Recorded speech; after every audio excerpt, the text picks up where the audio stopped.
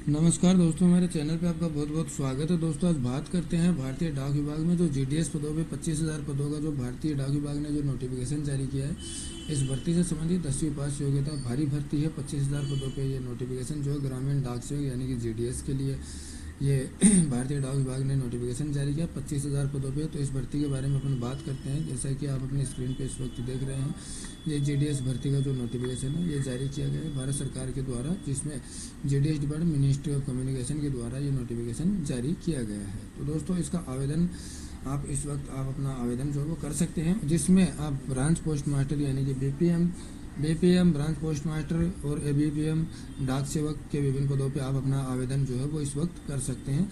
तो आपको बताते हैं इस भर्ती से संबंधित जो है वो न्यूज़ आपकी। तो इसमें आपको सबसे पहले आपको वन टाइम रजिस्ट्रेशन ऑनलाइन करना होगा, जिसमें 31/8/26 यानी कि 31 अगस्त 2026 से 19 सितंबर 2026 तक आप अपना आवेदन शाम 5 बजे तक कर पाएंगे।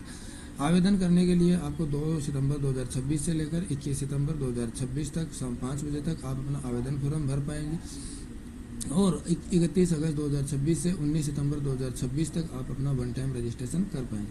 किसी कारण से अगर आपके फॉर्म में अगर त्रुटि रह जाती है तो 23 सितंबर 2026 से 24 सितंबर 2026 शाम 5 बजे तक आप उसमें त्रुटि सुधार कर सकते हैं। टोटली 10th पास ये भर्ती है। अब 10वीं पास इसमें जो अभ्यर्थी है वो इसमें आवेदन कर सकता है, और बाकी इसमें किसी प्रकार की कोई योग्यता, इसमें कोई क्वालिफिकेशन नहीं चाहिए। केवल 10वीं पास अभ्यर्थी जो है वो इसमें आवेदन कर सकता है। आप अपने संबंधित डाक विभाग में नौकरी कर सकते हैं, जिसमें assistant branch post master ABPM और डाक सेवक के जो 2 पद हैं ये दर्शाए गए हैं, जिसमें डिलीवरी और फंक्शन ऑफिसर और पोस्ट ऑफिस का जो कार्य का काम है वो आपको करना होता है।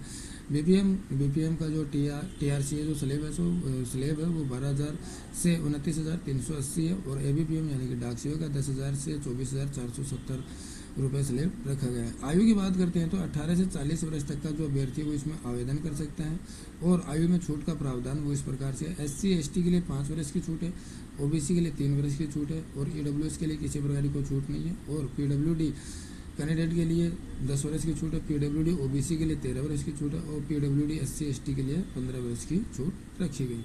तो दोस्तों, 19 सितंबर तक आप अपना जो आवेदन है वो आवेदन आप कर सकते हैं, और आप अपना आवेदन वन टाइम जो रजिस्ट्रेशन है वो आप सावधानीपूर्वक कीजिएगा, और आप जहाँ से आवेदन कर रहे हैं वहाँ की आपको लोकल लैंग्वेज आना यानी कि वहाँ की राजभाषा आना आपको ज़रूरी है। कंप्यूटर नॉलेज आपको होना चाहिए, और थोड़ा साइकिलिंग का जो चलाने का जो कार्य है वो आपको होना चाहिए, ये भी इसमें लिखा गया है। तो अगर आप इसमें आवेदन करना चाहते हैं तो इस वक्त आप अपना आवेदन जो है वो आवेदन आप 31 अगस्त से आप अपना जो वन टाइम रजिस्ट्रेशन है वो www.indiapost.gov.in/GDS ऑनलाइन एंगेजमेंट जो वेबसाइट है इसके द्वारा आप अपना आवेदन वन टाइम रजिस्ट्रेशन आप कर सकते हैं। फीस की बात अपन करते हैं तो जीडीएस भर्ती में जो फीस है वो नाममात्र यानी कि 100 रुपये फीस रखी गई है, जिसको आप ऑनलाइन जमा करके आप अपना आवेदन फॉर्म है वो सुनिश्चित कर सकते हैं। और दोस्तों, जीडीएस भर्ती से संबंधित अगर आपको और भी कोई सूचना चाहिए तो आप हमें कमेंट बॉक्स में भी लिख सकते हैं। कमेंट बॉक्स में आपका स्वागत है। और अगर आप दोस्तों हमारे चैनल पर नए हैं तो चैनल को आप पहले सब्सक्राइब कर लीजिए, ताकि आपको रोजाना नई जो अपडेट है वो आपको मिलती रहे। बाकी इसमें जो छोटी छोटी जो जानकारियाँ हैं आवेदन करने के लिए आपको www.indiapost.gov.in की वेबसाइट पर जाना होगा, जहाँ से आप अपना वन टाइम रजिस्ट्रेशन करने के पश्चात आप अपना आवेदन जो है वो आवेदन कर सकते हैं। वन टाइम रजिस्ट्रेशन के लिए आपको आधार कार्ड, ईमेल आईडी और मोबाइल नंबर चाहिएगा, जहाँ से आप अपना जो डिटेल है वो सारी आप जो डिटेल है वो सावधानीपूर्वक भरकर अपना आईडी पासवर्ड लिखने के पश्चात आप उसमें आवेदन कर सकते हैं। इसमें पार्ट ए और पार्ट बी 2 रखेगा। पार्ट ए में वन टाइम रजिस्ट्रेशन है, पार्ट बी में आप अपना आवेदन जो है वो सुनिश्चित कर सकते हैं। फीस की बात करते हैं तो फीस 100 रुपये इसमें रखी गई है, जैसा कि मैंने ऊपर आपको बताया था। और दोस्तों, आप अपना जो आवेदन है वो 19 सितंबर 2026 से पहले कीजिएगा। और दोस्तों, आवेदन करते समय आप अपना जो फोटो है वो 30 से 100 KB में आपको अपलोड करना है। सिग्नेचर आपको सावधानीपूर्वक साफ सुथरा सिग्नेचर 20 से 100 KB तक के बीच में आप अपलोड कर सकते हैं। किसी प्रकार से आप फोटो और आपका जो सिग्नेचर है वो ब्लर्ड ना रखें, साफ सुथरा स्कैन करें, और किसी प्रकार की आप अपने आवेदन फॉर्म में त्रुटि ना रखें, क्योंकि अगर आप त्रुटि रखेंगे तो फिर एक बार इसमें संशोधन का मौका मिलेगा तो आप सावधानीपूर्वक अपना आवेदन कीजिएगा। त्रुटि सुधार के लिए 23 और 24 सितंबर का जो समय है वो निर्धारित किया गया है इसमें।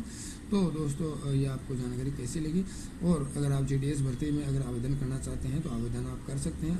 अगर आपको GDS भर्ती से संबंधित और कोई सूचना चाहिए तो आप हमें कमेंट बॉक्स में लिख सकते हैं। आज के लिए बस इतने। जय हिंद, जय भारत।